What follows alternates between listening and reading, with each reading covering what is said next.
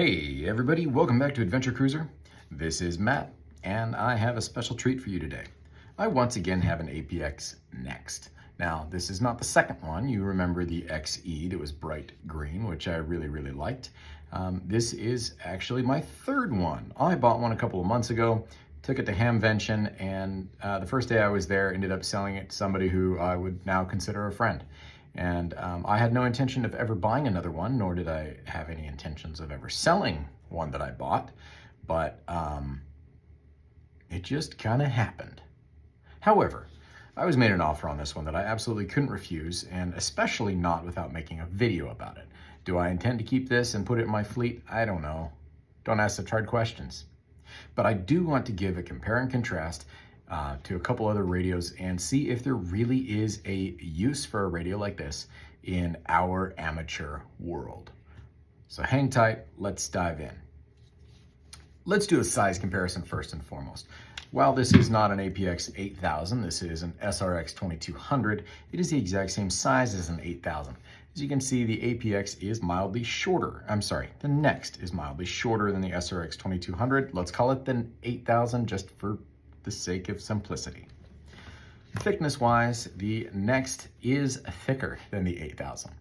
The speaker profile, the VQI button, and the battery all protrude from the body of the radio far more than you would experience in a traditional APX platform. The radio itself has very similar buttons and configurations. One thing I really like is that the side microphone port, this is a great example. The side microphone port is the same as an 8000. This is the 6000B in or 8000 style connector. See how this one has 3 dots and this one does not? That is a very quick way to tell if it's BN or AN. If you're curious what AN or BN mean, go check out one of my other videos. So from this point on, now that we've done a size comparison, we are going to compare the NEXT to a proper 8000. Now this 8000 might look a little bit extra clunky because I have the removable clip on it. If you're interested in a clip like this, I'm actually going to leave a link down below to an Amazon store that sells these. I had one a long time ago, lost it. Don't know how I lost that, not the radio, but I did. And so I had to buy a replacement recently. But we're going to use this as a comparison. So the APX 8000 XE is actually now bigger than the NEXT. Again, comparing it to the 8000 traditional platform, which is smaller, the 8000 XE is bigger than the NEXT. Obviously, the displays are entirely different. This is, I'm going to say, 1.5 inches by 1.5 inches. This is 2 3/4 by 3.5 is my guess. I don't know the exact specs, but bottom line is, I mean, they're big. This is big. One thing that I really like that actually is quite different on the NEXT from the traditional APX 6000, 7000, 8000 is that when you are programming it with the 8000, you have to create a separate alpha tag for the top display because you're limited on the characters here. Whereas with the NEXT, there is no additional display. It simply takes what is the alpha tag for the channel displayed here and replicates it on the top. Now, I think they did a really good job of that. It is a rotatable display, just like the BKR 9000, the 8000, the 6000. It's whether or not you configured that in a button, but it is possible. I think this is probably one of the clearest displays, really easy to read. Obviously this has a film on the top. I like the Kenwood display probably the most out of all of the radios I own, followed by the NEXT, then the BK and the 8000 kind of tie. But for clarity and being able to read it with the radio in dark mode, I think these are probably the best simply because they carry more data than the BK. I think the BK should condense the size or the font that they have on their top display, and then that would be exceptional. There's a lot of real estate there, guys. There's room for improvement. This is the same size display and shows the zone and the channel.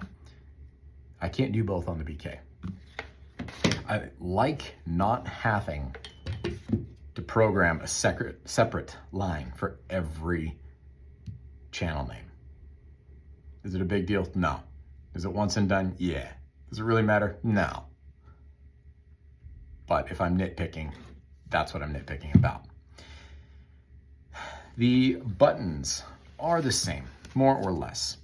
You have the traditional purple, PTT, and then your 1 dot, 2 dot, but the APX NEXT has a 3 dot button, which is out here in the front, and that one traditionally is used for the VQI Assistant. Sometimes that works, sometimes it doesn't. I'm not really sure what's going on with that, but we're gonna reassign that 3 dot button to something else. It is interesting to note that the APX NEXT remote speaker mic, I had this one when I had my APX NEXT XE. I bought this speaker mic, and it also has the 3 dot button right here. I don't know if you can see that. There you go. And so if you have VQI enabled, you can press that and it works. It's really nice. I actually think that the VQI Assistant is one of the better features on the NEXT. That is one of the reasons I would consider having a NEXT if I were in a fire service or law enforcement. I think that that's tricky. I like that. Trippy, not tricky, sorry. The XVE 500 microphone is very similar to the XE 500 microphone. They have an almost identical top, front, and side, volume, and the only major difference between the two is this 3 dot button. Now, I've tested this successfully, and this XVE will work on 8000s. I believe it's over a certain firmware. I'm not exactly sure which one, but I'm gonna stay probably over version 27. I think I had issues under 27. The XEV 500 obviously works on 8000s, 6000s, and 7000s if they're on a high enough firmware, not all 7000s. So I really like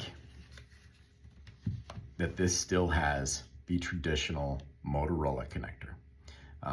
The Moto Turbo Ion went to a new style connector, and that really bothered me. I don't know why it bothered me. It shouldn't bother me, but it did. I feel like it doesn't add anything. Obviously, this is me ignorantly speaking, so please, if you disagree, say something. But I don't believe that it added anything. Maybe a smaller footprint by like that much, but is that really worth it? I don't know. I really don't. So if you're getting into this hobby and you want the primo radio, do you pick an APX NEXT? I don't know. And here's why. The APX NEXT is a fantastic radio. From audio clarity to transmission capabilities, all that stuff, it's exceptional. It's really wonderful. But unless you're part of a department, you're not getting to experience all of the features that this will afford you. This, when it's set up with a SIM card, when it's set up on a system, can be a very powerful tool. Yeah, it's really expensive, but it can be a very powerful tool. My concern though is because this is a meld of cell phone and radio, I feel like it's going to become obsolete faster than carrying one of these and a phone. I've heard arguments both ways, but I feel like this is a little bit more future-proof than this. What do you guys think? Yeah, I really don't know, guys. I don't know if I had one radio, if this would be it. It's spiffy. I like it. There's a lot to like. It's nifty. But I'm not sure that it's nifty enough, good enough, different enough in my setting to outpace an 8000. Or even different enough to replace my BK. Again, BK's got the market cornered when it comes to friendly service, a flexible radio, easy to learn programming. You can't beat these for that. But even if this had that flexible programming, and the 8000 did as well, I think I'd probably stick with an 8000 over a Next. I really do. I think that these are tricky. I think there's a lot in them that is underutilized in my hands. You may have a different opinion, and that's great, but I'm sharing my experiences and my thoughts. I'm a little all over the place. I haven't slept much, and I've had a lot of coffee, so forgive me. Let's continue going down with the buttons.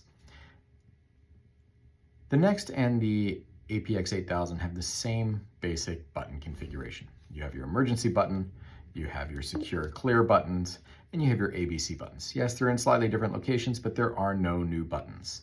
Again, the display on the 8000 on the top is far better than the display on the Next is far better than the 8000.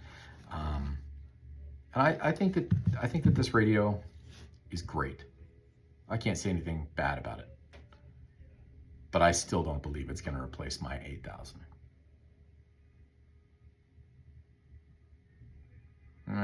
Maybe. That's all I've got for you today. Let me know if you have specific questions on this radio, and we'll talk more about it later on. Take care.